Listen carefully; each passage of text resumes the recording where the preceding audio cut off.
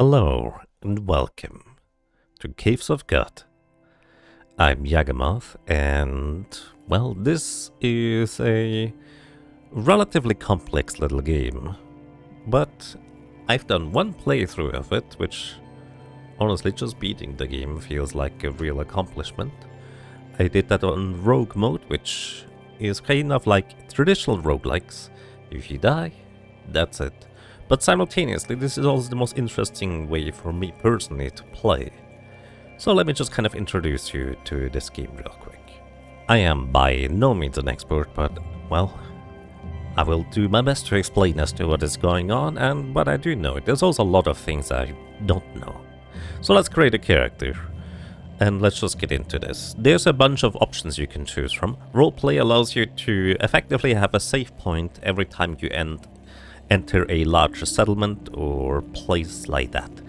Wander allows you to be mostly just, well, friendly or at least neutral with all the factions, so you don't need to worry too much about it. Also, you get to have save points as well.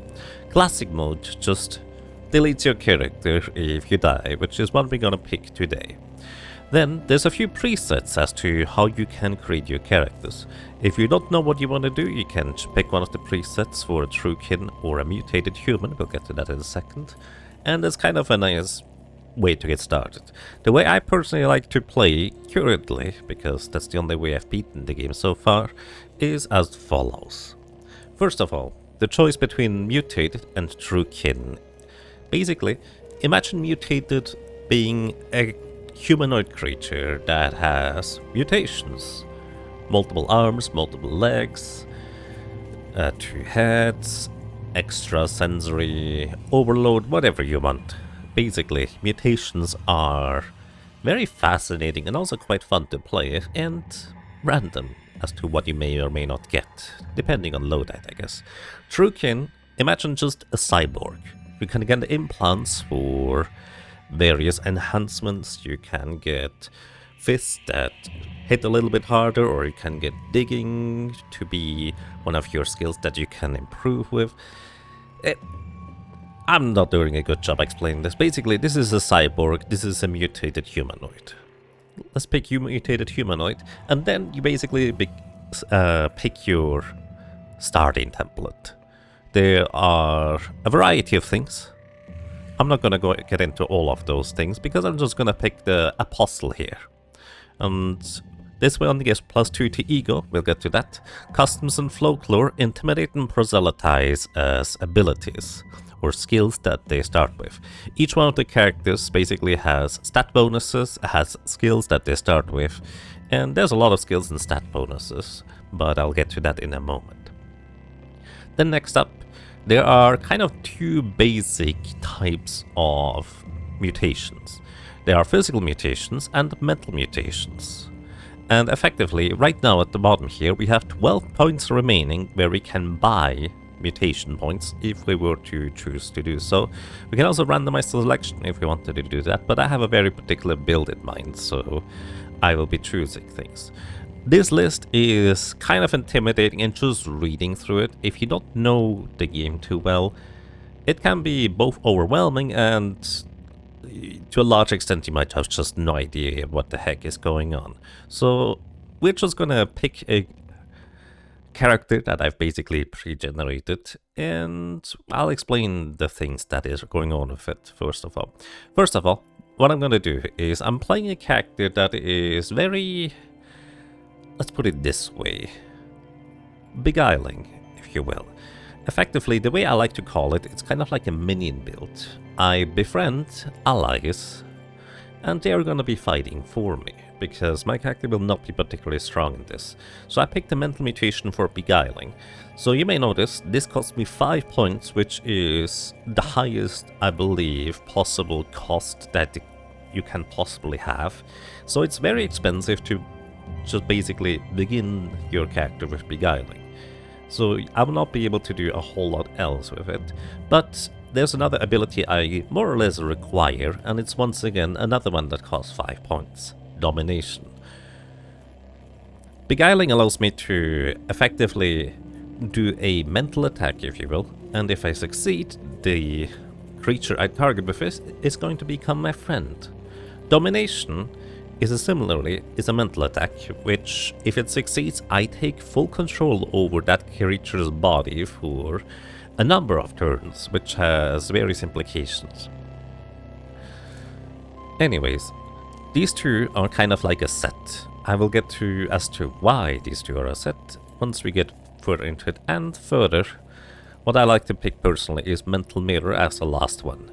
Mental Mirror allows me to effectively reflect mental attacks, so if an enemy is trying to beguile me or dominate me or sunder my mind, if you will, it will get reflected, or at least it has a high chance of getting reflected, because for the first mental attack I have a high mental armor against various effects. You can also choose defects, which allow you to effectively gain more points. For example, if I were to have hooks for feet, this would allow me to have 4 more points I could spend on various things, but hooks for feet means you can't equip shoes, so make of that what you will. Initially, my first 3 characters I just always picked hooks for feet because I did not know how good shoes could be or would not be. Now I'm just kind of fine with just picking these 3 mental mutations, and then we'll get to it. So let's continue. Then next, with the character creation, let's get to the attributes. Strength defines your carrying capacity, kind of like you would expect. So if you have a low strength, you can't really carry a whole lot of stuff around, which can be quite important. However, because I'm playing with friends that I can just basically use as pack mules, it's not that big of a deal that I can't carry a whole lot. So I actually just leave strength at a baseline 10, which is -3 to various rolls. It also means that I'm not going to be particularly good in combat with weapons that use my strength, which is generally speaking the melee weapons. Agility is your physical chance to hit for both ranged as well as melee, as well as your dodge value, as well as skills are determined as to how high your various stats are. Like, you cannot learn certain skills unless you either find a trainer for them in some capacity, or you have the necessary stats and skill points to invest. Agility is one of these things I would like to have more, but I just can't really justify getting more than just the baseline. I'm once again just leaving this at a baseline 10. Which means my character is going to be absolutely horrendous at combat. At least physical combat, that is. But hopefully that's not going to be that big of an issue. Toughness determines how much HP you gain per level. So I like to just put it up to a reasonably high number. Every 2 stat points you get basically +1 bonus to your rolls, or whatever these rolls determine. +1 to your maximum HP, +1 to your chance to resist an attack, stuff like that. Intelligence is also reasonably important in order to be able to tinker, as well as figure out what else you want to do with. Just identify items. Actually, I think for tinkering, or basically creating gadgets yourself, this is one of the more important stats, but simultaneously I don't technically need all that much intelligence myself. I usually just pick up a minion along the way that will help me with that. And then we get into the other stats. Ego and willpower. These are kind of like opposite sides in a sense. Ego is effectively your mental attacks, your ability to interact with other characters. It also strongly determines the prices of how much you pay for the various characters. From the Apostle we get +2 to the Ego, and then I just kind of move it up all the way to the maximum. It cannot go any higher than 26. And then Willpower. Willpower determines your cooldowns of the various abilities and your mental defense, your mental armor, if you will. So I have 4 more points I could spend to various places, so having a higher toughness for maximum HP, 20 toughness, 14 intelligence, 18 will, 26 ego. That is going to be our little character here, the Apostle, or at least he starts as an Apostle, and I'm just going to call this one, YouTube Moth. I tend to name my characters just Moth because why not? And this is going to be a video for the YouTube, so let's see how that's going to go. Then you can start with the various locations. Generally it is recommended, if you don't know the game too well, to start at Joppa. This is kind of like your pre-generated town that for the most part has a lot of things just fixed in place. you can kind of always expect to see this about the same stuff. These other villages are randomly generated, and, well, you generally have the same structure, but it's just easier to start in Joppa. So Joppa is the beginning of our adventure here. You embark for the Caves of God. On the 8th of Kisux, which Kisux is the month, you arrive at the oasis hamlet of Joppa, along the far rim of the Murgrai, the Great Salt Desert. All around you, moisture farmers tend to groves of Viridian water vine.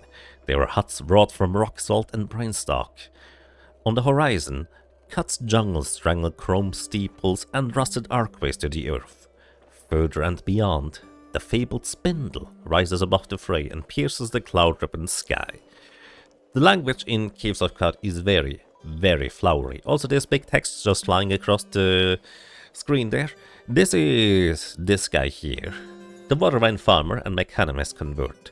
Mechanimists tend to just yell things, and that just appears as gigantic text, and for the most part, just imagine somebody who's very much into their faith trying to convert others to it.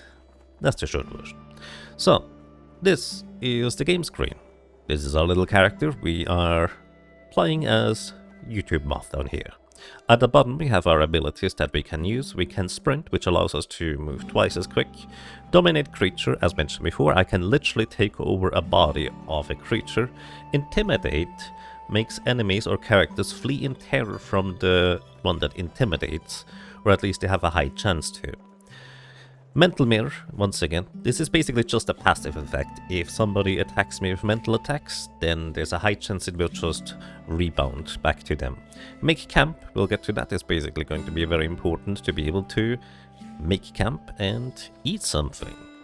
Beguile creatures, once again, I can make characters my friends, and proselytize. This is the ability that the apostle starts with. This is once again also for making friends. In this case in particular, proselytize is more like you just talk to them, you convince them. Beguile is literally just mind controlling and charming them by, let's say, magical means, if you will. Anyways, the entire game screen is a whole lot. On the right we will have our log as to what is happening. You can basically just read the previous text we just read, and also kind of, if I attack, you will see the information over here. Top left is our character. The green bar here, this is our HP bar. Just below is going to be the experience bar. T is his temperature, which is 25 degrees Celsius, which is just normal summery, or actually more like spring or autumn temperatures, I guess. Sated and quenched. This is your hunger status. We are sated and we are not thirsty, so we're quenched. 51 out of 150 is our current weight capacity, so we have 51 pounds out of 150 available that we can carry. Then we have 64 monies. In this game, money is fresh water. This means a few things. For one, you need fresh water in order to survive. Your character, if you don't have enough water, will just straight up die. Further, water is also predictably relatively heavy. So in order to be able to carry stuff around and have a lot of money, you might need other trade goods instead of fresh water because, well, it is relatively heavy. Although in the early stages of the game, this is perfectly sufficient. Then up here we have QN, quickness. Effectively, think about this as 100 or 100 is just, you get one action per turn. If somebody has 200 quickness, they would get 2 actions per turn, etc. There's also more granular than this. Then also, MS is our movement speed, which is 100. Again, it basically just takes us 100 time units to move, which is just 1 move per turn. AV is armor value, so we have 1 defense currently with our current equipment. DV is dodge value, which means we have 3 dodge, and we have 9 mental armor, which is actually a pretty sizable amount, honestly, against most attackers anyways. Then, welcome to Joppa. So, from our character, this is what we can see. As you can see, there's just kind of a little bit revealed over to the left. There's these walls here, and you basically just move around. You can see and you can move. And then looking at things is going to be quite important. This is me. This is Mehmet. He's always kind of starting here, and let me just kind of introduce you to the general way this game functions. Mehmet is the character. He is at neutral disposition towards us, and that means he is not attacking us. This would kind of indicate whether an enemy is hostile or even friendly towards somebody. Impossible is the difficulty. So if I were to try and attack him right now, he would just straight up kill me probably. At least the game thinks that would be what happens. Perfect means he is in perfect condition, so he's not damaged in any capacity. Then he, under these lines here, this is also always kind of the dispositions that other factions have towards his character. He is loved by the villagers of Joppa. This is the village of Joppa, so people like him around here. He is disliked by antelopes for refusing them entrance to the local library. That's, well, he probably had his reasons, I guess. Disliked by baboons for lighting a beacon fire to warn their enemies. He must have come around quite a bit. Anyways, baboons tend to be kind of mean in the early game, but beyond that I haven't really had much trouble with them. Although the early game they can be quite a nuisance. So effectively, the reason why that is relevant as to what his disposition is towards other characters is because various characters you can do the water ritual with. You effectively spend $1 or 1 water dram in order to kind of bond with that character, which means any faction that this character is friendly with, as in the case the villagers of Joppa, I gain reputation with, and any faction that dislike him I'm losing reputation with. Predictably so. Anyways, at the bottom here you can see he has equipped a woven tunic, a wide-brimmed hat, iron vine reaper and sandals. Just standard attire. Vine reapers basically is his implement, his tool that he uses to till the vines here, and this is kind of like the standard crop in Caves of Qud. He's a wind-carved man with the posture of a vine reaper. His spine is bent to point the bright turquoise of his eyes at the tilling angle. His hips are pushed odd forward with a slumping ease of a stance much more relaxed than his. If it weren't for the salt on his brow and the scarred knuckles, he would seem a marble sod perched under a crumbling tomb. I have no idea. Actually, a sod, I'm not entirely sure what that is, but I think it's like a type of person. There's a lot of things I don't know about this game. Anyways, we can talk to him as you would expect. A water hen, eh? Live and drink, traveler.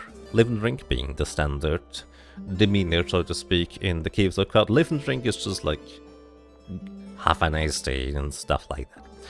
I'm called YouTube Mouth. Mehmet, the tongue says. Live and drink, you do both. Can you tell me about your village, Joppa? Water vine farm in the lap of the marsh. You suck the moisture out of vine wafer, eh? We tend to the plant here. Water. I'm in search of work. Aye, I have it then. Something is eating our water vine. Round the beetle moon, Huron says he saw a creature, spider-like, slinking in the brine. But no cave spider would dare to get near Warden's stumps. I tasted a bit of red fleck on this pool. Shale. Like the finest soil by the Red Rock. Hike there, will you? To Red Rock, just about 2 parasings north of Joppa. Kill the vermin, bring 1 corpse back, for the seeing that is. Elder will take care to pay after that, water hand. Alright, sounds like a plan, let's do that. You have received a new quest. What's eating the water vines? Parasings might be an interesting thing to mention. This is the world map. We are over here, all the way down in Joppa. This is where we begin. Generally, you can kind of imagine this world map functioning as to from left to right. The left is easier than the right side in terms of encounters, how dangerous it is to traverse, and just kind of in general. Anyways, parasing kind of refers to the little tiles here on the world map. Effectively, 2 parasings north is this red rock here. Predictably, we are down here in Joppa, and we could just move on this world map, but we still have business to do here in the village. There's also this mechanist convert who was kind of yelling at us earlier. Let's see. Wanderer, do you venture northwise into the great desert near the near the 6-day stilt. What is the 6-day stilt? Ah, the great magnanimous Temple of Glass, the sacred offering well and history in stone relief, peopled by the Argent Fathers in statue and light sculpture, and circled by the Grand Bazaar. I hear there are more people there than numbers in the void, and their chatter makes the sound wholly raw and new to the world. Will you go there and take my bauble? Will you offer it to the well where I cannot? Your bauble? Yes, my neighbor king, tire of tail. I was siphoning the wine when the flat of my blade turned something loose from the soil. My heart was stirred before at the sight of chrome, but to free a small splinter myself, to slide a bead of the abacus of beauty. Will you go then and offer my bauble at the well? So basically, he found something, and he would like me to just kind of bring it to the sacrificial well over in the 6-day stilt. Sure, I'll make a journey. Moon and sun, friend, you have my deep and many-sided thanks. Here, take the trinket now, and if you're ever to return, let us visit again. Live and drink, live and drink. And he gives me an odd trinket. This is the odd trinket right here. I'm gonna mark this one in my inventory as important, because otherwise I have the habit of accidentally using this for other purposes or even selling it by accident. Anyways, this is an odd trinket. I could identify it, but I believe there's various artifacts I cannot in fact sacrifice to the well that he is referring me to, which would be kind of a little bit awkward if I couldn't do his bidding when I accepted his quest. Then again, functionally, you know, he just gives me an item to go and do something with it, and then he will never see the item again, so there is pretty much no consequence as to if you take that item and do something else with it, which there certainly are things to do. Anyways, I'd like you to introduce you to Stesiphus. Stesiphus? I have no idea how to pronounce this. 1-star ribboned knight. A rake had crossed the marshy loam and wandered into Joppa. The water vine farmers, weakened by the joyful cries of a small girl, gathered round to revel at the favorable omen and extol the generosity of the beetle moon. Since then, Stesiphus has spent his days curled under the shade and of pine-stalk huts and sauntering over dirt paths. So long as he's approached with care, he welcomes the hands of friends and strangers alike. We can pet Stesiphus. You pet Stesiphus, whatever. And it meows, and I start to glow. Glowing means that, well, I emit light now. There's gonna be an entire light mechanic in this game.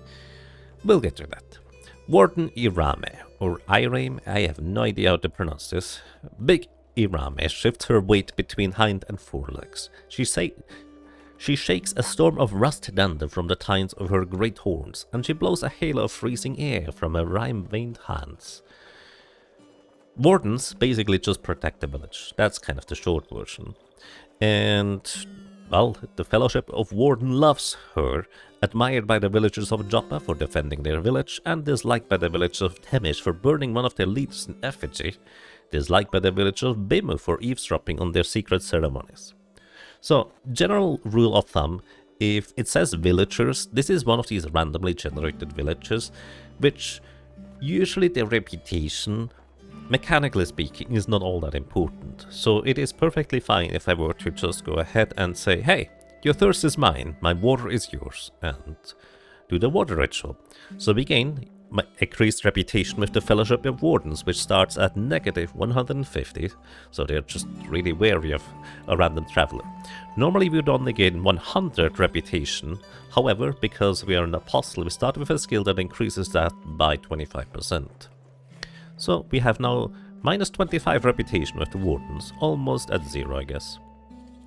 And also the villagers of Joppa, we increase our reputation by 100 to minus 40. So they are less wary of us because, well, we have water bonded with Irame. Now, if we were for some reason somehow to kill Irame ourselves, breaking the water bond by killing somebody, also these random villagers, just minus 50 each, breaking that water bond with somebody is a crime that absolutely no faction in the game likes. Yeah, like you just lose a tremendous amount. Anyways, there are multiple reasons as to why you want to water bond with people. For one, you get reputation with the factions, which means that you can potentially be friendly with them or even favored. For two, they can share secrets with you, which can just be more or less many different things. Locations of various settlements, locations of snapshot forts, location of legendary creatures, stuff like that. They can also teach you various skills depending on the kind of person they are. If they know, let's say, the shield skill, then you can potentially learn it from them without necessarily needing the skill requirements in order to be able to learn the shield skill normally.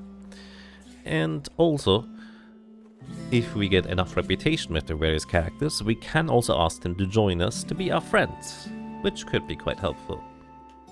Anyways, this is the leader of Joppa, the Elder Irudat. We're gonna talk to him once we get back. So, I'd like to introduce you to the concept of this game has auto-exploration. And it is by default, I think, set to like 30. So I'm gonna set it down to 20 so you can see what's happening here. So I'm gonna start auto-exploring. And auto-exploring means basically my character is just gonna automatically walk and uncover every single possible tile that he can see. So he's just literally walking around the boundaries of the various village and just kind of peeks into every door, just open up the doors and also interact with these statues. This is a shrine to Reshef, the last sultan. The statues of Reshef specifically are always in the starting village of Joppa.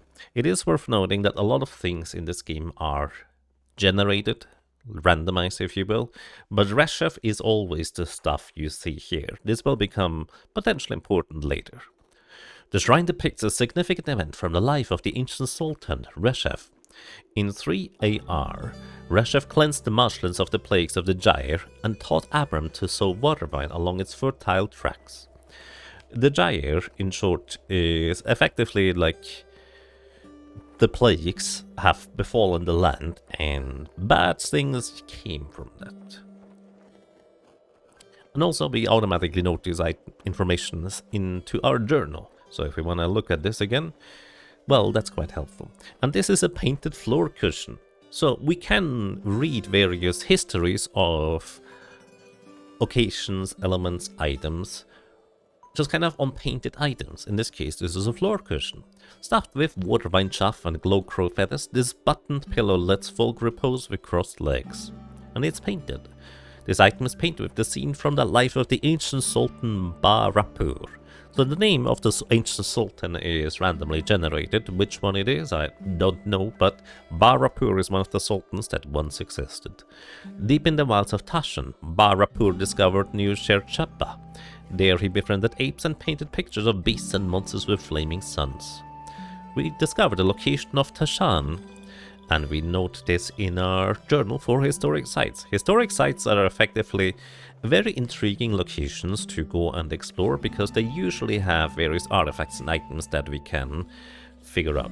This one is engraved, so painted or engraved is functionally the same thing to my knowledge, although there could be differences. Anyways, this item is engraved with a scene from the life of the ancient sultan Antexer-Him I.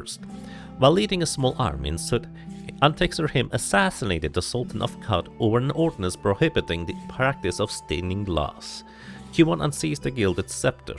He was 16 years old. Well, he just killed somebody at 16 years old and took over the control. That's some story right there. Alrighty. And we have an engraved bed from the ancient life of Sultan Jathri Tatha I. I'm not gonna read all of these. Basically, it's just general story that is randomly generated, but once stuff is kind of going to be more coherent when we have more of the stories in order of events happening, then it might be more interesting to take a look at them. Then we have actually more lore about Reshef. Reshef lore is one of the most interesting ones because it has a more direct mechanical application as to why that is useful. Then also on the floor in this room there, I just picked up some items. Oh. No. They are fighting here. I don't know why they don't like each other, but Argive is the village tinkerer. He just came out running out of his building and started attacking the mechanist. I guess they don't like each other for one reason or another, and let me tell you, poor mechanist, now he especially cannot really know as to whether we go and do his deeds and sacrifice the trinket he gave us. We could also in fact just give this over to Argive right here. I genuinely have no idea why he got so angry with him that he needed to kill him, but better not cross this guy. He's mumbling. Exceeds the mass thresholds, perhaps an ganglion teleportation for the dispensers. Oh, I didn't notice you there, that's because I was ignoring you. Waste the heater on the thermocask or centrifugal extra. Must you bother me? What are you, some sort of water freak? Fondren-eyed pilgrim, or cannot? Make yourself useful and fetch me a knick-knack from one of the caves then. I may reward you. Where can I find a cave? There are caves everywhere, you dolt! Scoop the surface of the marsh, or head on east to the rust wells, or wander into the desert for all I care. I will return with your knick-knack. Alrighty, you have received a new quest. Fetch an Argive and knick-knack. Any knick-knack will do, any random item. In this case, as mentioned before, we could just give him this odd trinket. I'm not gonna do that. What I'm gonna do is, I'm just gonna be opportunistic here and see that, well, this mechanist, unfortunately for him, no longer has any use for his items. I'm just gonna grab his woolly robe, the white-brimmed hat, and the Iron Reaper, and his sandals, and as well the Canticles Chromaic Verses. So, stuff like this happens in Cut, and nobody's going to clean up the mess. And I do mean nobody's going to clean up the mess unless I do it, that is. And I don't plan on doing that because that's a lot of work and it's not that useful. Anyways, this friend over here is Tam, the Dromad merchant. Human, we are greeted. What do you desire? I'm YouTube Moth, who are you? It is a pleasure to notice. Human friend, Moth, I am Tam. Do you live here? Joppa is my home, yes. I walked Mograi in the caravans of my brethren, the Saltback. The Mograi is the desert. But upon meeting Elder Irudat, knew at once to settle down here. You will understand, friend human, if you speak to him. What kind of creature are you? I'm a Dromad, human friend. Some say Salt Strider. Do you know this? I do not. My people walked in salt for thousands of years, meeting every creature that lives and thinks. Salt being basically the general referent to the desert. It's a salt desert. From Pale Sea to the marsh of Joppa, and under the hanging hills, our chests are drawn. Alrighty, and he is in fact a merchant who will trade with us various useful items. So, first of all, this is the trade screen. The stuff on the right is the items I have. The stuff on the left is the things I could potentially buy. On the sides here you can see the various values of the various items and basically also how much it sells for. Naturally, the full value of the items I don't really get because, well, he's the merchant, he decides the prices, but I have really good ego, which means my merchanting skills are pretty high. If you have a character with really low ego, it can be kind of difficult to make any form of money, but it's going to be not that difficult for us in the grand scheme of things. Anyways, he has also various items that can be painted, kind of like the various items we've seen in the other areas, like just kind of the cushions, etc. Painted items just give you more information. We'll look at these items. It is about the Jathri Tafa II, which also gives you 45 reputation while holding this item with the Jathri Tafian folk. And it's just kind of noted in our journal. Again, for the most part, it's not really all that important that we note the details. At least, I don't think it is, although there might be things I just don't know about. Anyways, we currently have 63 monies down here indicated. 56 out of 150 pounds currently occupied, and as I select items to sell, you can see that this number down here changes. Effectively, it tries to account for how much water money you get and how much you would pay and effectively attempts to calculate how much equipment or, well, the items you weigh at the end. Anyways, I'm gonna sell him the items I just looted from this other guy, and I'm going to sell him the Canticle's Chromic, and I'm gonna buy a Chrome Revolver. So I'm not gonna be this character is not gonna be good at combat at all. But having a ranged weapon, and especially one that is decently strong this early on, like a revolver, is going to be extremely important. So we also need ammunition. We have lead slugs here, 35. So I have 35 shots in my revolver for that. And, well, we can pay this. So effectively, this is the amount that I offer with the items I'm going to be selling to the Dromad Merchant, also the Divine Reaper too. And this is the amount he asks for. So the difference... we need to pony up 15 grams of fresh water to even up the trade. Agreed? Yes, indeed.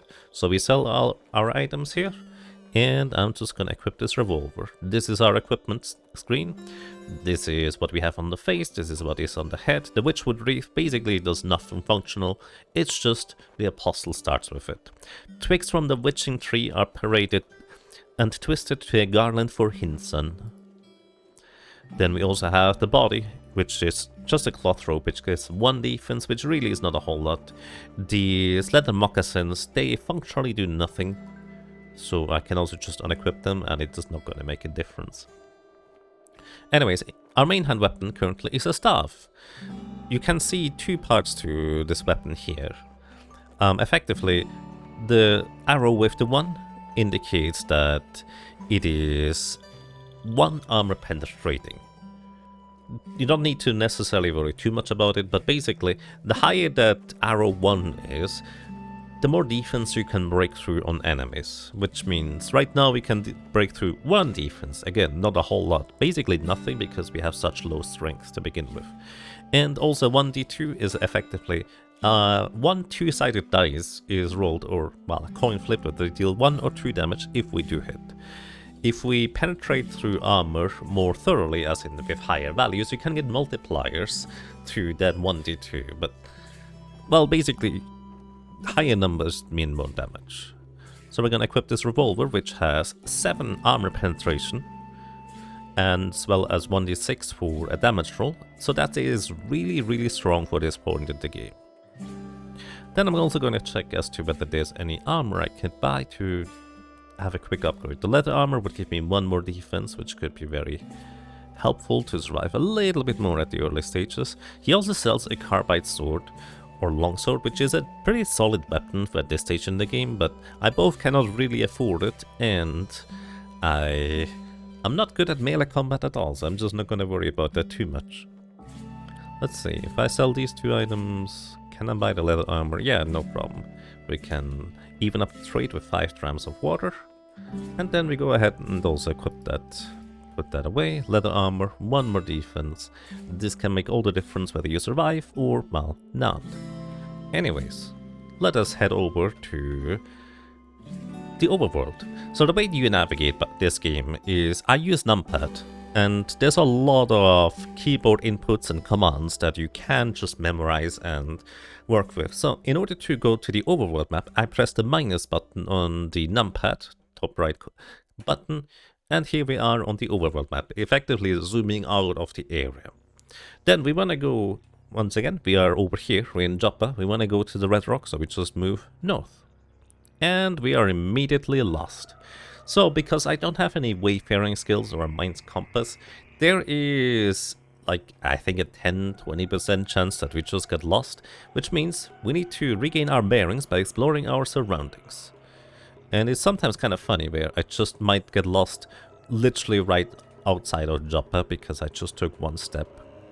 Anyways, speaking of getting lost from Joppa, you regain your bearings. Yeah, I might recognize this place a little bit here. Anyways, the way the world map works is as follows. Each one of these tiles on the world map effectively represents a 3x3 area in terms of maps. This is the center map. There is a northwest map, there's a north map, northeast map. So basically northwest, north, northeast, west. Center is here. East map would be on the right. Southwest would be bottom left, south would be bottom, and southeast would be, well, bottom right. This is effectively how the world functions. I don't necessarily need to go to the overworld in order to go to the Red Rock. I could just decide to walk straight up north, although traveling over the overworld has a few benefits. And also a few downsides, I guess. Also, there's a statue here, Shrine to Antexer him II. More information, and we also learn of the location of a historic site, and note that in our journal. Alrighty. That's interesting information to have.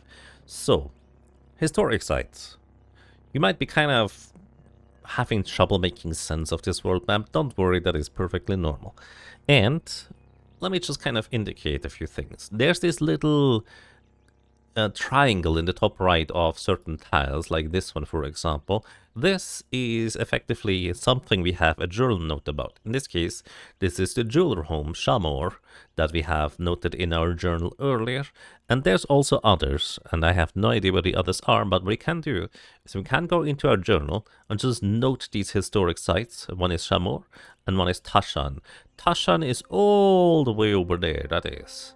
Honestly, quite far away, and we're not gonna get there anytime soon. But this one, this historic site actually might be in reach to be reached in this episode. Who knows? Anyways, I'm once again gonna attempt to head up north in order to get to Red Rock, and we immediately got lost again. I believe this is literally to the east or something out of the job, but our character is absolutely horrendous at navigating. So there's also a water vine farmer right here. You ask about your location and are no longer lost. Excellent. So, we were literally just east of Joppa here. Our character just started walking in direction, but it was just wrong. Anyways, walking up 3 times in a row. My goodness. You regain your bearings, you discover Kimas. You know, sometimes it can be kind of useful if you get lost, you just discover random locations. The overworld is full of random locations, a lot of them just kind of rather benign where... Oh shoot, I didn't see that guy. There's a bloody croc, or well, it is a croc that is bloody. And he just attacked me, I didn't see him. Oops. If I press or hold the Alt button, I can kind of get an indication as to... He's red, to the right of me, he's hostile. There's those bones we can see in this here. Anyways... I am virtually no combat prowess, so I'm just going to attempt to beguile him. So I'm going to click the number 6 and click on the crocodile. And it worked. Effectively, in the early stages of the game, most enemies are going to just fall for your beguiling without much of a note. Effectively, beguile works on any enemy that is not particularly strong in terms of mental defense, or is not particularly much higher level than you are. In this case, most enemies in the early stages here are of course just level 1.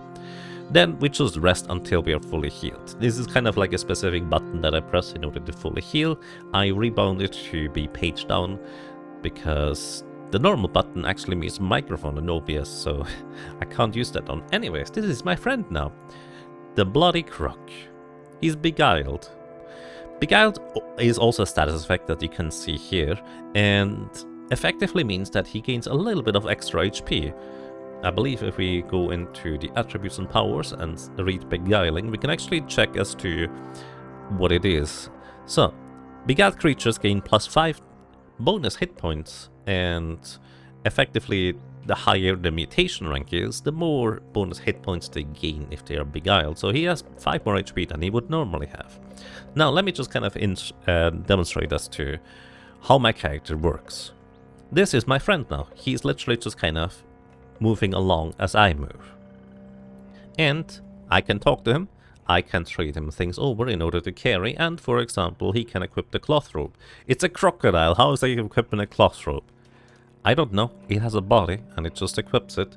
Now if I look at him, he has equipped the cloth robe, he has extra 1 defense. Let me dominate him, just to kind of give you an idea as to what this creature even is about. This is a crocodile. I can dominate him for another 198 turns, which is kind of the status down here, as you can see. And effectively, he has a face that is his weapon. He attacks with a crocodile bite. There's a 1d4 damage with 3 armor penetration. And also, strength bonus cap with 1000. Natural weapons of creatures can effectively scale infinitely as long as you can pump more strength into the characters. Speaking of strength, he actually doesn't have particularly good strength at all. Up here we can see he is level 3, he has 18 HP, which I believe does take beguiling into account, and he has a certain amount of experience already gained, so this is not a particularly strong companion, to say the very least. In fact, he's rather weak for the most part, but that is also kind of because, well, it's an enemy that you fight in the early game. He has a weakness to cold damage, and effectively, well, you can just kind of see the stats. He does have heightened smells, which means he can quote-unquote see you around corners. Then he has basic quickness, he has a 2 natural armor value, as well as 7 natural dodge value, thanks to his stats and other attributes. Anyways, he also has endurance, so he has some skills already that it comes with, which actually a lot of creatures that you find out in the wild just don't have any skills. Anyways, I'm gonna end domination, and instead of this guy being beguiled, I would prefer if I could proselytize him. Again, proselytize is basically just, hey, you just wanna be my buddy. So we ask him, do you want to be my buddy? The game is going to ask me, hey, he already is my follower. Do you want to proselytize her anyways? In this case, yes. I'd like to try. You convince the salty bloody croc to join you. Which means this is now proselytized. The reason why I'm doing this is because you can only have 1 creature beguiled at a time, and you can only have 1 creature proselytized at a time. Because beguiling has so much of a higher probability of working, it makes sense for me to have my first companion be proselytized, just because it makes stuff easier. Anyways, let's go and explore these random ruins that we found without getting hopefully jumped by another crocodile. We also did reload our revolver, we have 6 shots in it. Normally there's only the musket in the shop for the drawmat merchant, so we actually got lucky that he had a revolver that I was able to afford, and I was able to use there too. So, I'm stuck. So, this is a pool of asphalt. What does asphalt do? Well, if you step into it, you kind of get stuck and you might have to wriggle yourself out of it. Plus, it will occasionally stain our equipment if we run through a deep pool of asphalt and we just leave asphalt puddles behind where we can always get stuck in. Basically, it's a whole mess of a thing. I'm gonna start auto-exploring here because there doesn't seem to be much of an enemy presence. But also, there doesn't seem to be much of value here to begin with. Anyways, auto-exploration is extremely valuable, but especially if you don't know what kind of danger certain areas pose, you might get, well, you might want to just do manual exploration instead. Also, as you can see, my character gets stuck, and auto-exploration just stops because, hey, your character gets stuck, or somebody's shooting at you, or you could have it that one of your companion gets hurt, or you hear them fighting. Stuff like that basically just stops your auto-exploration, and there doesn't seem to be anything worthwhile in this ruin whatsoever. Well, I see nothing worthwhile, but we just got a crocodile friend. There's actually one thing I just saw here. There's these pictures. This has 2 drams of cider and 4 drams of cider. We're gonna collect the cider from these pictures. The auto-exploration does not do that unless collect liquid. We go into our inventory. We now have a water skin filled with 6 drams of cider. If we set this to auto-collect liquid, anytime we are now auto-exploring and we run across these pitchers with just random liquids in them that we are auto-collecting, they're gonna get auto-collected. Anyways, let's get out of here. You notice some more ruins nearby. Would you like to investigate? Sure. It's always a good idea to at least take a look. You discover distal central Alakish. It's not even where I want to go, but, you know, maybe we can get lucky with some interesting information. This one is a shrine to Antexorhim II, whatever that is about. And we found a bookshelf. These are books, and they are fantastic for a multitude of reasons. For one, they actually sell for quite a lot of money, if you need the money. But also, on top of that, these books can be used for turning them into experience. Anyways, we encountered a giant amoeba. Now, this is one of a variety of enemies that effectively has no consciousness, no mind that we could tap into to convince them to join us through beguiling or proselytizing, so effectively they are literally immune to my charms.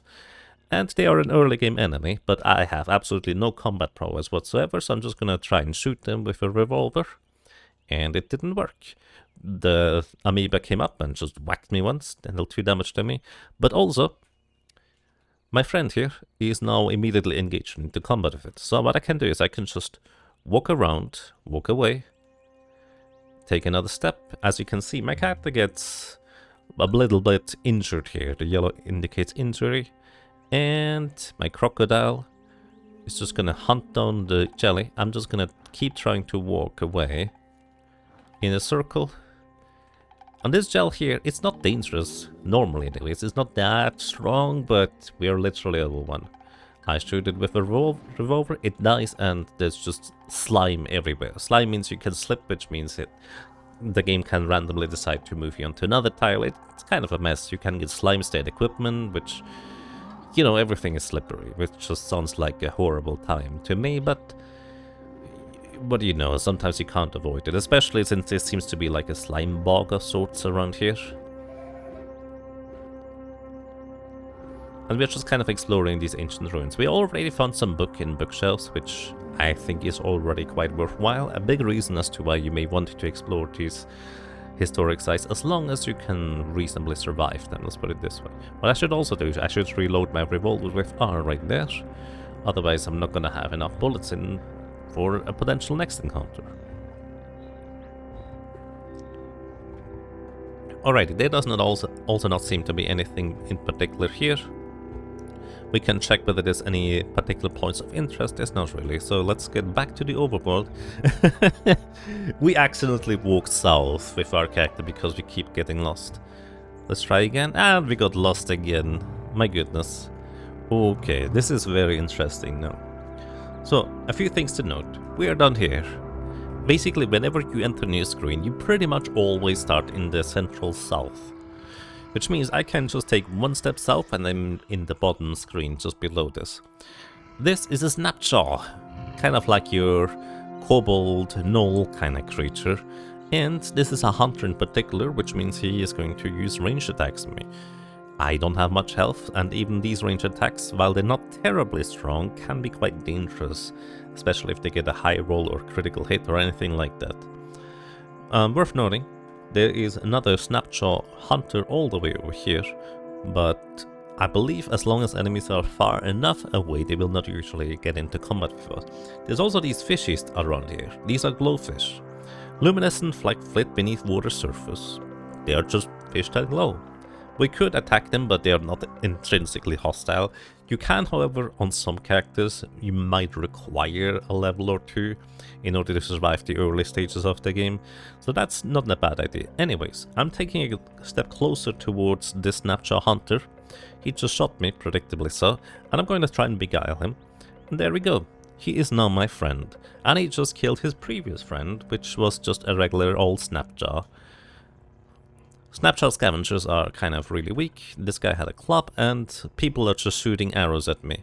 This guy just shot an arrow at one of the glowfish, so basically you can miss your target and accidentally hit other creatures, stuff like that. And similarly, this snapjaw hunter, he's my friend, and he is attempting to shoot this snapjaw scavenger here. He missed and hit my crocodile. This is not nice. And also a big reason as to why, generally speaking, I don't tend to give my minion companions ranged attacks. This guy here actually dropped a burn news, a warned burn news. I'm gonna equip this one because the burn news is effectively a mantle across, and it gives me 1 extra dodge value, slightly increased chance of while dodging the attacks. I don't know what is shooting me to the top left here. I am currently carrying a torch and a staff. This is why I have a little bit of a light, but it's also nighttime, so we cannot really see much at all. Guys, please stop shooting my crocodile, whether it be enemy or not so enemy. Anyways, this is an enemy. We shoot him, we win. 25 experience has been gained. And let's see if there's anything worthwhile here. There's a cloth overall. I believe this is literally better than what I Actually, it's not that much better. Get an iron axe, a bronze dagger, a short bow.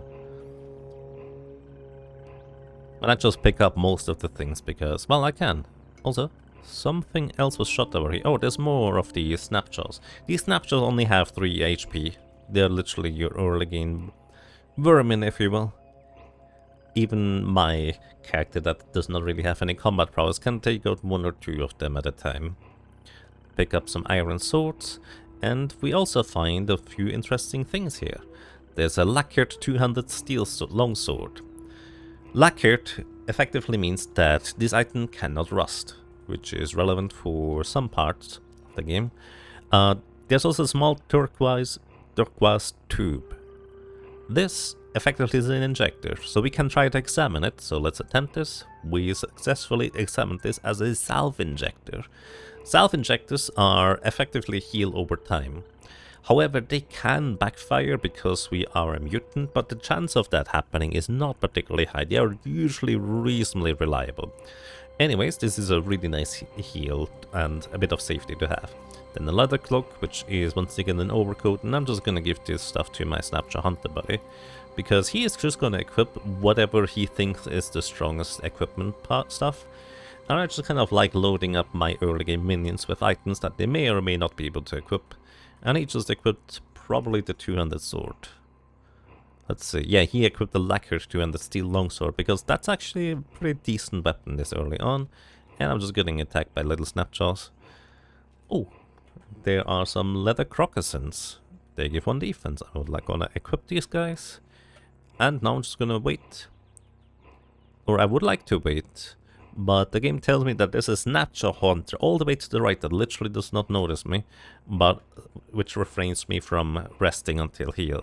However, I can just spend turns manually by pressing the numpad 5 button, and that also works. You can also see my crocodile's back to being green, which means it is fine. Still damaged, could still be healing with more, but we'll see how that's gonna go. There's another snapshot just running towards us. He's hostile, he has a little bronze dagger. Sometimes you might take a ton of damage from these little snapshots because they happen to have a really good weapon equipped. In this case, he doesn't really get much of an opportunity because all I'm doing is I'm just dancing around my friends that are just kind of helping. Okay, this is actually quite interesting. This guy over here is a snapshot warrior. This guy is significantly stronger than a snapshot hunter. I would like to try and recruit him over the crocodile just because he is more likely to be, let's say, strong. Which unfortunately means that if I do successfully proselytize him, which is what I'm gonna try here, my crocodile is no longer going to like me. And he's unconvinced by my police. Also, he just got shot by his friend in the backside there. I could attempt to beguile him, but my snapshot warrior hunter here has a 200 sword equipped, so I'd rather not be his enemy right now, especially when he is next to me. And this guy dropped a few interesting things. The bloodstained neck ring, a reputation with baboons, if you would like to, you know, might as well equip this one. A neck ring, despite being named neck ring, you actually basically bind that stuff around your arms in order for that to be useful. And a weird artifact. This can be a variety of things. Let's try to examine it. We examine it as a stun rod, which is basically just a weapon that you can use a power cell, and if it's powered, it has a chance to, well, stun enemies. So, then we see a few more things. There's still the snapshot hunter from the right side. He is about to run out of arrows because enemies do have a finite amount of arrows. I'm gonna go south into the lower screen, and I'm hoping that the snapshot hunter follows me. He did in fact follow me. And I'm gonna tell my crocodile to attack, and I'm gonna tell my snapshot hunter to attack this guy. And usually they will just take care of these enemies pretty quickly. This guy also has a weird artifact. Let me just pick up everything. This is a freezing bronze dagger. Effectively a bronze dagger, which is not a particularly strong weapon, that has a potential freezing effect if it had a battery. This does not have a battery. Anyways, I'm gonna wait until I'm healed. Or I would wait until I'm healed, except there's a crocodile that just stops me from healing, I guess. Anyways, now we heal back to full, or at least I did, but my crocodile did not. So, the thing is, our crocodile friend is not that strong. So, you know what? Let's do this. I'm gonna tell my crocodile friend to move over to the other corner of the map. Normally, you can just kill them and there's not really any consequence to killing people you have proselytized, but I think that's kind of rude. Anyways, I'm gonna tell him to stay there. The croc can't hear me. I can't tell him to stay there. My previous character had telepathy. I didn't even realize that was a potential thing that could happen, where creatures cannot hear you. Telepathy allows you to just issue orders instantly. Anyways, I'm gonna tell him to stay there. And now I'm gonna attempt to proselytize this natural hunter instead of, well, having a crocodile. Alrighty, he is now convinced to be my friend rather than having to be magically beguiled. And the reason why I did this is because over here there's a blue guy running towards us. This is a Snapjaw Warlord. Snapjaws have the intrinsic ability of being swarmers, functionally meaning that if they are next to other swarmers or friends of theirs that are swarmers, they will he's killing this glowfish. Anyways, the swarmers will effectively give each other an increased chance to hit on their targets. And I like to just recruit 2 Snapjaws early on, and the Warlord actually gives you extra bonus for that purpose. So I just recruited him via beguiling, which usually works just fine. Proselytize, they might be unconvinced for a bit longer, but hell, it worked anyways. Anyways, there's some random chests here. There's some wooden arrows, an iron mace, and I pick up everything. Pick up everything. Copper is effectively just worth 10 monies, 10 gold, whatever you want to call it. And we whip up a meal. In the top left you can see I'm hungry. You can basically just whip up a meal at any campfire. You do not require any resources or anything like that. Your character is just literally just rummaging around, finding around things, stirring a pot and making a meal. In this case, you find these ingredients: some proclaimed croc meat, a smidgen of berries, and some saffron. You know, actually, that sounds pretty normal. Sometimes you get some really weird recipes, but that's kind of normal. We get +1 mental armor for the rest of the day for, well, not that useful, honestly. Anyways, we now have a Snapjaw Warlord as one of our friends, and he has currently a Nullworm Skull and a Leather Whip equipped. Leather Whip is a 1d4 weapon, and the Nullworm Skull is actually pretty solid in terms of defense, because it gives 1 defense and +1 ego. Anyways, I decided to just go north because I assumed that's where the Red Rock Mountain is, and we have arrived. We also complete the quest to go to Red Rock Mountain. The game is reasonably nice to you in the early game on how much experience you gain and how much you need in order to level up. So we are reached level 2. We gain 5 extra maximum hit points, 66 skill points, and 1 mutation point. The amount of skill points you gain are determined by your intelligence, so having a reasonably high intelligence is still quite worthwhile. And the mutation point basically allows us to either invest into one of the mutations directly. Well, if we have any mutations we can invest into, which I think generally are just physical ones. I'm not sure if you can invest into mental mutations. Anyways, or we can spend 4 mutation points eventually in order to gain a new mutation at random. So there's baboons here. Why are the baboons friendly? Oh, because I equipped the monkey thing. I never actually made that connection, but we got a neck ring here. This gives us +400 reputation with baboons. Our baseline baboon reputations is like -300, so normally these monkeys would be aggressive towards me and just throw rocks at me. They're not that dangerous, but let's say 2 or 3 good rocks thrown at your characters. Why did you throw out my... They're trying to hit the goats. And accidentally hit my Snapjaw hunter. They're not aggressive towards me, they just happen to hit my Snapjaw buddy.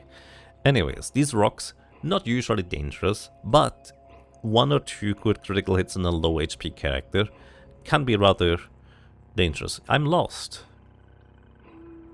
Okay. You regain your bearings. Okay, we have arrived at Red Rock. Finally. There's also a goat here. We could attempt to recruit a goat, which sometimes I decide to just rush to Red Rock and just have a goat beam of body for the first initial area. So this is red rock. It is some, you know, red rocks. It's called shale.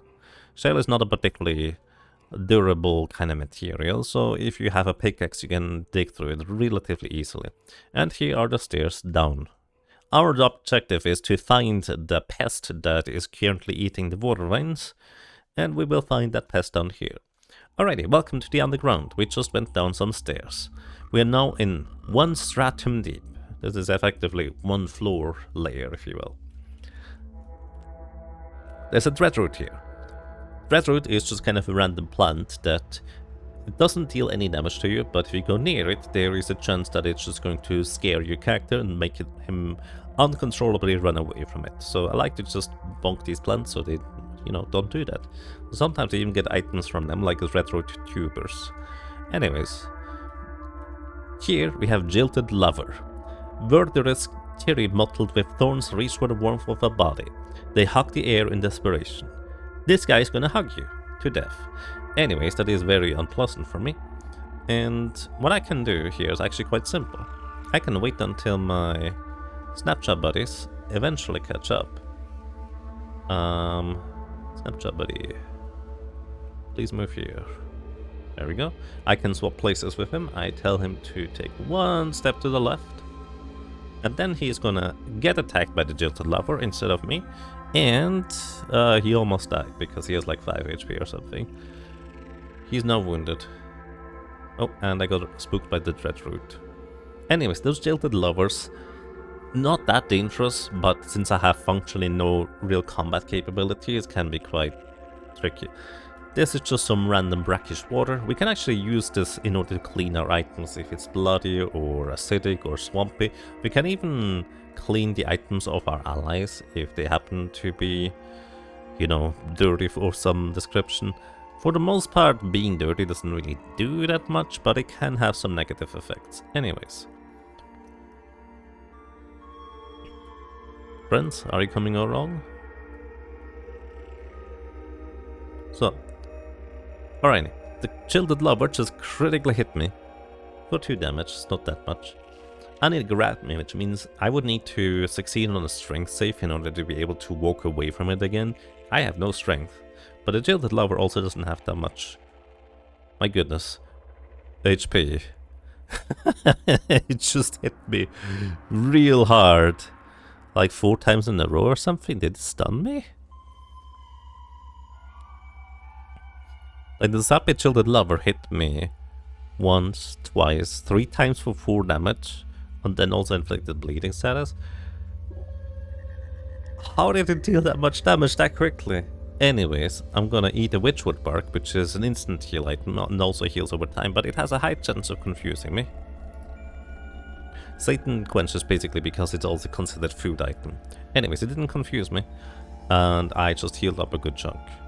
There's also this cave spider over there. Cave spiders, generally speaking, they are hostile towards you intrinsically, but they also just run away. Like they don't wanna fight you if they can avoid it, so they just run away. Anyways, there's a bunch of dreadroots and we found the staircase down. And well, I guess the spider did end up going to attack me because, well, my snapshots just kind of found it funny. Alright, there's a dreadroot. I just got some money out of that basically. Dreadroot tubers are used in order to craft salve injectors. If you have the tinkering skill, which I'm not going to get anytime soon. Anyways, welcome to the next floor of the dungeon. Let's just see what we find. There can be a lot of really dangerous stuff, and sometimes you kind of find this little mismatched color of walls. In this case, it's graffiti shale. Graffiti is scrawled across the surface. It reads, I ran these here buttes.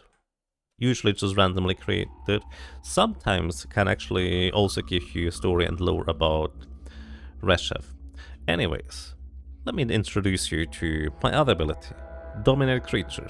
This is a dog. He's friendly. It's a feral dog, so, well, he's just doing his own things, but because we're intrinsically just kind of favorable with the dog faction, I can control him. And even if I let go of the domination, he's not going to be hostile towards me. And as one of these Jilted Lovers, I can now just control the dog, and these enemies can be really dangerous. The seed-spitting vine. This guy literally just spits seeds at you, which can be reasonably dangerous. However, since I'm controlling the dog, it's not that big of a deal to my body, but, you know, it would be kind of rude if I just got him killed. I'm not trying to get these guys killed, because there's more benefit to me of... Oh. Yep, that's how quick it can go this game. It's not benefit in me just having the characters getting killed. I would prefer if the dog survived, but Caves of God is a brutal world. If I can randomly control a creature to scout out a dangerous area, there's a reasonable chance I will do this. Normally in video games I tend to play goody two-shoes. I try to do right by everybody, but oh boy, is that difficult at times. I'm just using my gun in order to try and shoot the spider. That spider is absolutely murdering me. And I'm kinda curious where my Snapchat buddies are. Snapchat friends, where are you? Why are you... Sometimes these guys are just toddling around, I'm not sure why. Okay, I'm telling you the follow distance is close. Stay close to me, friend. I'm trying to. I guess he doesn't. I don't know why. Like, normally, characters just follow you very, very closely. I don't know whether that has anything to do with your character or skill, or whether there's just something weird with the game. In a sense, there's often the question as, is it a feature or is it a bug? Sometimes it's both, who knows. Anyways, we could just go one staircase down, because our objective is all the way down. There's just literally another staircase right next to it. That's convenient. Gonna knock out this Treasure Tuber before it spooks me into the thing.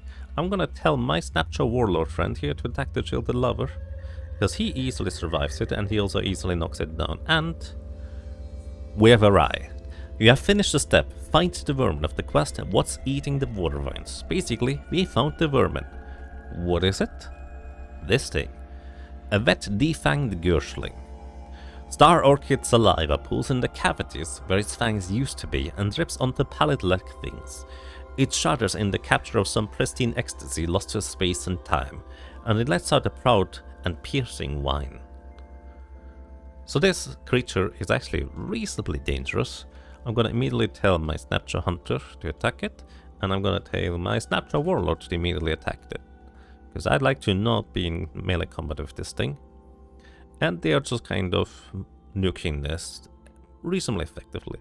It's trying to get to me because I'm the creature or character that it spotted first. So characters in Caves of God are particularly fond of just chasing after that one character, that one guy that they saw first. And you kind of can see this both in your allies and also enemies that just keep doing this, which also can be very abusable. So I'm just gonna take a step around, grab the Retro Tuber. Oh, there's a second Gush. Come on, finish him off, friends.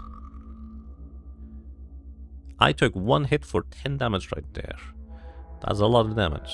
I'm gonna use the Intimidate ability, which intimidates all creatures around me if they fail the mental save, and they don't have particularly good mental armor, which means they have a high probability of running away instead of being able to attack me. I'm gonna try and shoot this guy with my gun, and I missed. At least it didn't hit my Snapchat Warlord friend. I'm just gonna stay on this staircase in case these guys come back. I'm just gonna spend turns. Okay, this guy's coming back. My Snapchat Hunter is trying to hit him. Hit him with the gun twice. He is currently badly wounded, so one more good hit will do the trick. And we leveled up to level 3. Very nice. So, the corpse of one of these defanged Gershlings, or Gershlings in general, I need to pick up, so I'm getting this corpse, which also completes the quest step. And let's see where my Snapchat Warlord friend is. I have no idea where he is. Oh, there he is. We're currently swimming. Swimming reduces our movement speed by half, which means we take twice as much time to swim, but the enemy is also swimming, so it kind of evens out. I don't think Gershlings have the swimming ability. Shoot him again, and there we go. The defined Gershling has been defeated. Heal back up to full, and we can actually just take a look around in this dungeon here as well. So I'm telling my Snapchat friend here, hit the church to the lover please, thank you. And here we find another weirdo. This is the Gyre White of Agolgot. He's neutral towards us, and also if we were to try and fight him, very tough. A figure is marked by star orchid robes as a votary of the Gyre and reveler of the metamorphic Numen. Nails filled black flash from out her sleeve in a gesture poem to say that plague is but a transmutation, death is the ladder to life, and the existence of children proves the prelacy of raw growth. A rank and acrid smell clings to her. She also has some pretty decently strong equipment. Hi. O Nephilim, come for our star bath? Nothing to trade, and we cannot do any more further interactions with them. I could try to beguile this one, if I were to so choose. I think there's a reasonable chance of this failing, because they should be a fair bit higher level than I am. Ouch, there's the seed-spitting vine that just shoots at me. I should just try to shoot back. Emphasis on try, my accuracy is horrendous. Alright, over here we see a prickler. This thing is actually a fair bit stronger than a Jilted Lover, so I'm pretty sure my Snapjaw Hunter could easily get knocked out, so I'm just sending the Warlord over to fight it instead. And the Snapjaw Warlord gains a level. Your friends, your minions can level up too. I don't have to just keep exchanging them. I can just find 1 or 2 really strong friends, and they might just be all I need in order to beat the game. In my previous playthroughs, I've just kept recruiting more and more characters as I could, but I kind of like to stick to 2 to 3 minions, because otherwise it becomes rather tricky to manage. Anyways, Jilted Lover, shoot with gun, and just keep exploring. Ow. Sometimes a bit too fast in exploring. Alright, I'm gonna activate auto exploration once again, just so we can just see what's around. There's more of these seed-spitting vines. We are now level 4. We gain more skill points and mutation points. So, attributes. We get 1 attribute point in this case, so we can distribute it. Once again, every even level gives us an additional chance to roll on how strong something is. However, every odd level tends to be relevant to some skills that you want to learn. For example, we have Persuasion as our abilities here in general, and Inspiring Presence requires 25 ego, Snake Oiler 19, 19, 17, etc. So effectively, even though we don't get a potential full attribute out of it, spending points into, let's say, ego will also just kind of help us in the future for acquiring new skills for various useful purposes. So I'm gonna put this point into ego, because I'm just gonna be focusing on that for a bit. Also, I'm spacing my skill points here. I have 198 currently, until I can get Inspiring Presence. Your words embolden your companions. Effectively, my companions will get extra bonus HP based on my ego modifier. I think it's 4 times my ego modifier, so they would get 20 HP currently if I had that ability. So that is quite a notable amount. More Jilted Lovers. I'm trying to shoot that guy. As you can see, my character is horrible at shooting things. And this guy is hitting me. My goodness. My combat prowess is just non-existent. Knock out more of these. Just ignore this Jilted Lover. And the seed-spitting vine is already shooting at me. 2 of them. 1 of them I got. And there's a Gursh just kind of moving towards me. And the seed-spitting vine actually hit the Gursh just now. It stopped chasing me. It might have gone after the seed-spitting vine. I have no idea where the Gurshling went. But let's knock out the vine, wait until healed, knock out this thing. I have no idea where my companions are. We also don't see a whole lot in this cave because our light radius is relatively small with the torch that we are having equipped in our offhand. Shoot and try. I'm running out of ammunition very soon here. In fact, I have 2 more shots in my ammunition bag, so I think it might be time to leave this place for now, because we did complete our objective. We got what we came here for. There's a water skin with honey for some reason. Don't know why it's here, but honey can be useful, so I'm grabbing that thing, and we get an additional water skin too, which can be nice. Anyways, oh, there's the gush. Now, I'm currently standing on top of the staircase right here. I'm gonna go up the staircase, and my companions automatically more or less teleport to me. Unless they are restrained in some way, my companions will always just teleport to my current location. Also, as you can see, this guy is just chasing after us right away. And apparently there's another Snapjaw Warlord just kind of running towards us, so I'm gonna keep going up the stairs, and I'm actually... Alright, yes, I'm doing something... Nah, it'll be fine. I'm just gonna run. I'm gonna use Intimidate, the ghost is gonna run away from me, and we're gonna run over to... Oops, I went the wrong way.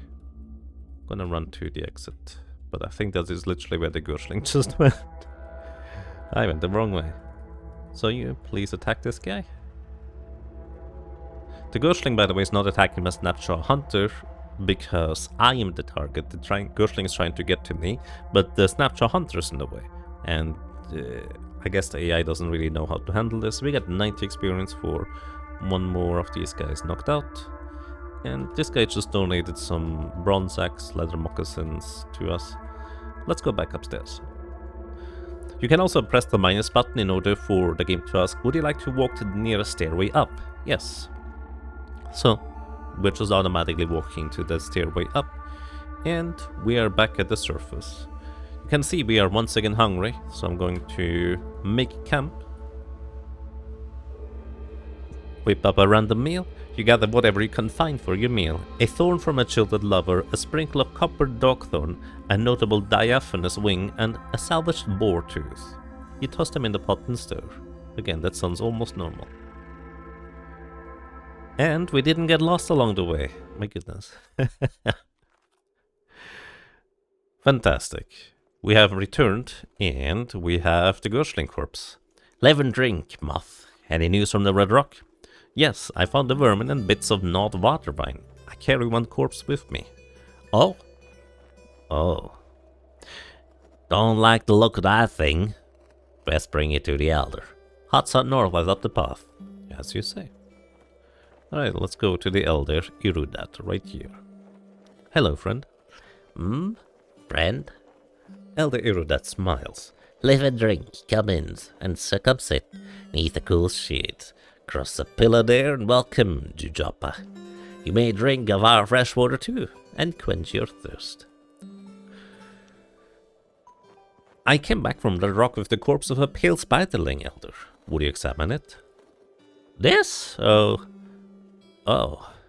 Elder Irudat pauses for several minutes. Warted leg? Foul smell of sour gum? Moon and sun. A Ghostling. This is a Ghostling. What's a Ghostling? Creature of plague, friend. This one. Elder Irudat pauses. This one covered in slick and muscle out the bilge hose of sleeping Agolgot in the cave under the cloaca.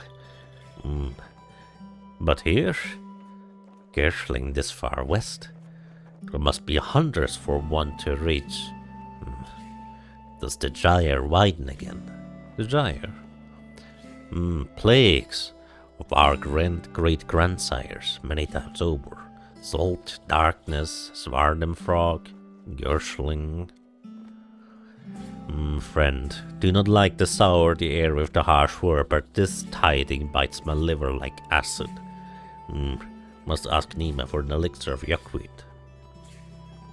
I talked to a strange figure next to the Ghostling. Oh, in dyed robes, flashing gestures of hand, and ranting about pipe milk. A gyrewite must be. They about worship the Gersh Nephilim as gods. Gersh Nephilim? Nephilim. 7th plague. Gersh Titans, born on the Moonstair, and quickened to life to eat our young. Sultan Rashaf drove them back a Chiliad ago, away to slumber. Do they rouse? A Chiliad presumably is like 1,000 years, I guess. I'm sorry to cause pain, Elder. Actually, I noticed the creature has its fangs removed. Oh, Gyrite must be. They bind the teeth right up to their own gums to make a show for the Gersh Nephilim. I'm sorry to cause pain, Elder. No, friend. Your finding is rich in value to us. We are poor farmers, and sharpen our vine reapers is all we can do. But others, perhaps more. Take these prickly boons as thanks. I will not soon forget this, you took buff. Leave me to note muse, kindly. Live and drink. Complete the quest. You receive an Uber Nostrum Injector, a weird artifact, a Self Injector, and a Self Injector, and a Self Injector. Self Injectors, once again, are healing items that just heal you over time. Basically, they are really good for the early stages of the game, and even later, honestly, still pretty competent, because it's a percentage of your max health. The Uber Nostrum Injector is a more powerful healing item that can even regenerate limbs if you lose them. Potentially. And also a random artifact. You have finished the step Return of the Corpse of the quest What's Eating the Water Vine. We are now at level 5. At level 5 we gain our 4th mutation point, which means we could buy a mutation.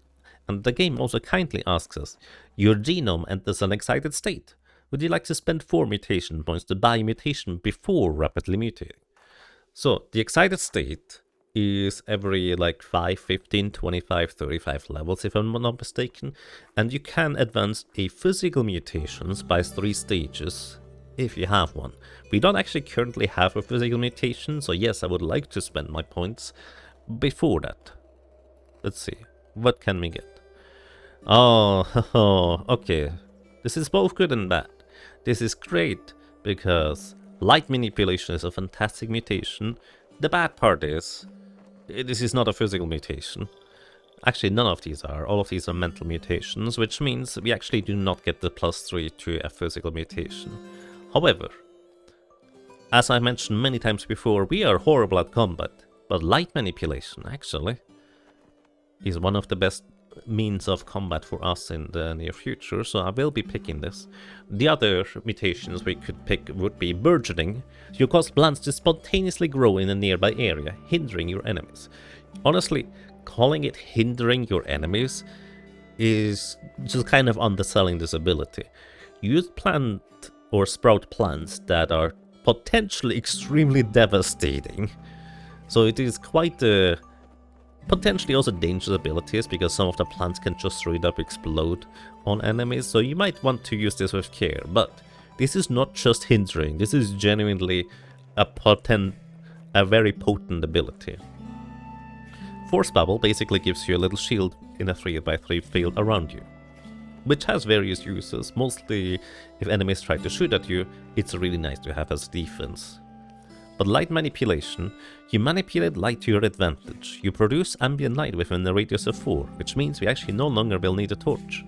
You may focus the light into a laser beam, temporarily reducing the radius of your ambient light by 1. And these laser beams have a damage increment of 1d3 damage with 8 penetration. That's a lot of penetration.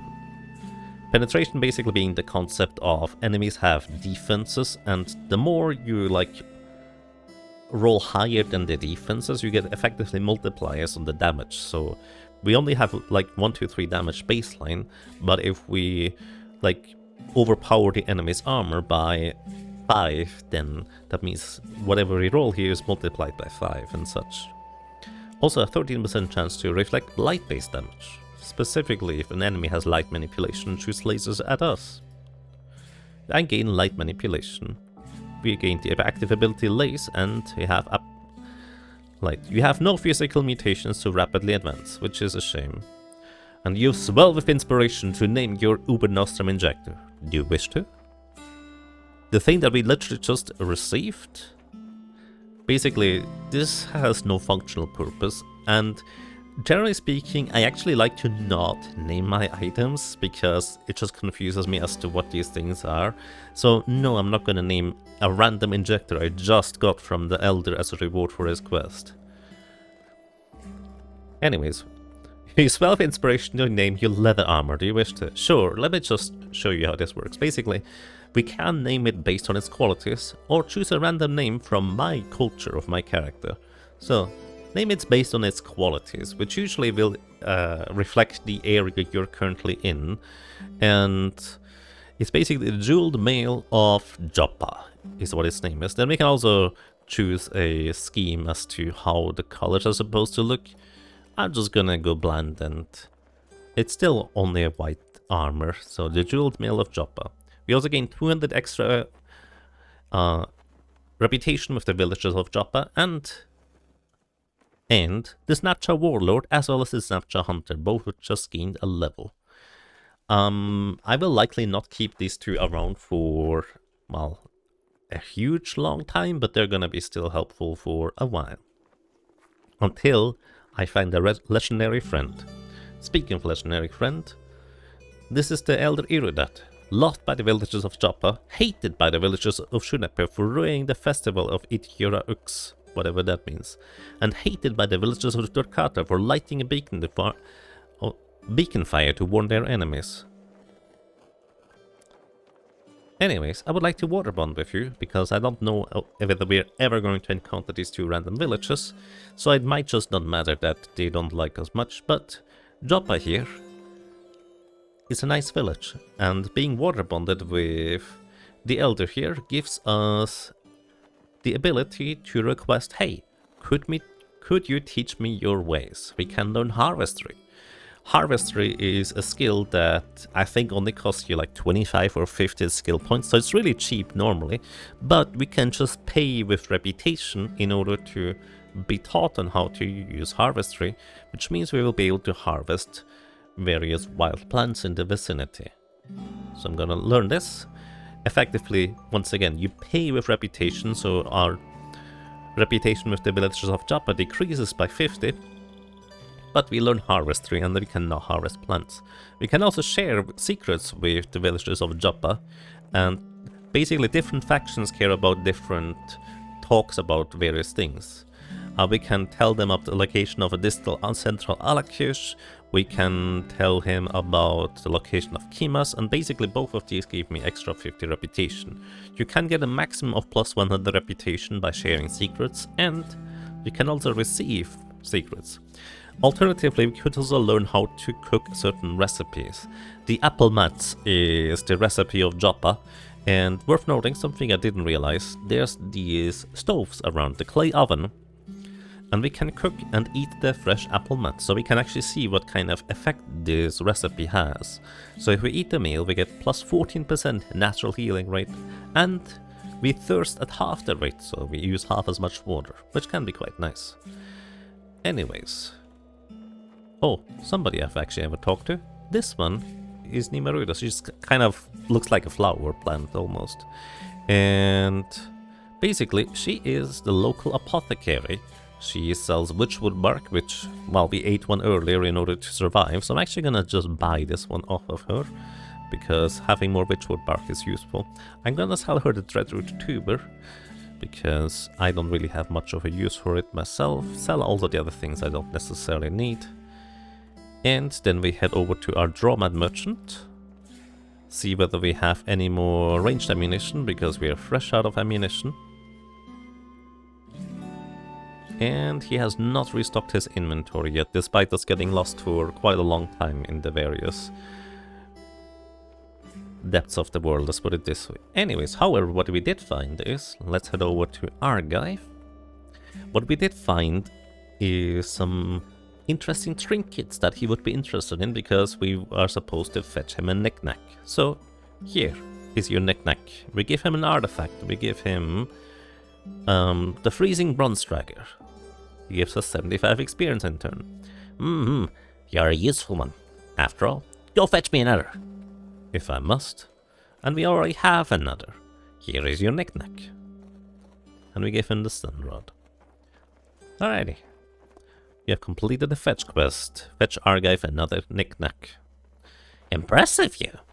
Maybe you're fit to poke around my workshop and swap scrap with me. I've been wanting another apprentice. So unfortunate about scrap, but with the disembowelment and all. Take a seat there. Argive raises both eyebrows. Now, to screw the nut and the bolt with an explanation, I'm on the cusp, you see. A grand discovery. The weird wire conduit is near assembled, and once it is, we'll be able to chat with anyone. In an instant time. From here to it freehold. But before I can finish, I need wire. As much as you can find. At least 200 feet. You should be able to scavenge it from the rest wells. I'll fetch you your wire. Alrighty. So we're gonna be going to do that in the rust wells next. But that will be next time. I don't know if I'm actually gonna make a series out of this. I have no real experience on Let's Playing on YouTube. But if you would be interested in seeing more of this, do let me know. For now, thank you so much for watching. Thank you so much for listening and for lurking. And, well, maybe until next time. Maybe we'll have more adventures of the YouTube moth just exploring the caves of God. Or maybe not. Depends on motivation, really. Bye-bye.